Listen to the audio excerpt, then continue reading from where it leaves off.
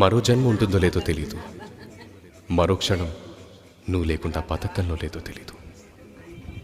ఈ క్షణం నువ్వే నాతో ఉండాలని, ఈ క్షణం నేనే నీతో ఉండాలని.